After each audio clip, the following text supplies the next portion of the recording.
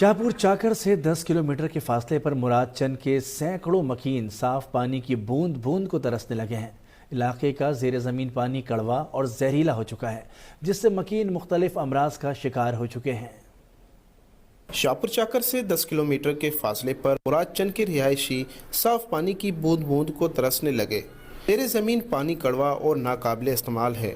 علاقہ مکین خواتین اور بچے کئی کلومیٹر کے فاصلے پر موجود کنویں سے پانی بھرنے جاتے تھے۔ حالیہ برساتوں اور سیلاب کے بعد اب کنویں کا پانی بھی خراب ہو گیا ہے۔ گاؤں کے غریب لوگ شہر سے صاف پانی خریدنے کی بھی سکت نہیں رکھتے، مجبوراً زیر زمین کڑوا اور زہریلا پانی پی رہے ہیں، جس سے لوگ بہت تیزی سے بیماریوں میں مبتلا ہو رہے ہیں۔ ہمارا گاؤں جو ہے بالکل قدیمی پرانا گاؤں ہے، تقریباً 75 سال ہو گئے ہیں ہم ادھر رہتے ہیں۔ پاکستان سے بھی پہلے کا گاؤں ہے۔ یہاں کا پانی بالکل خراب ہے، پانی ٹیسٹ بھی کرایا ہوا ہے لیکن پانی بہت خراب ہے۔ علاقے کے سینکڑوں مرد، خواتین اور بچے ہیپاٹائٹس اور کینسر جیسے موذی مرض میں مبتلا ہو چکے ہیں۔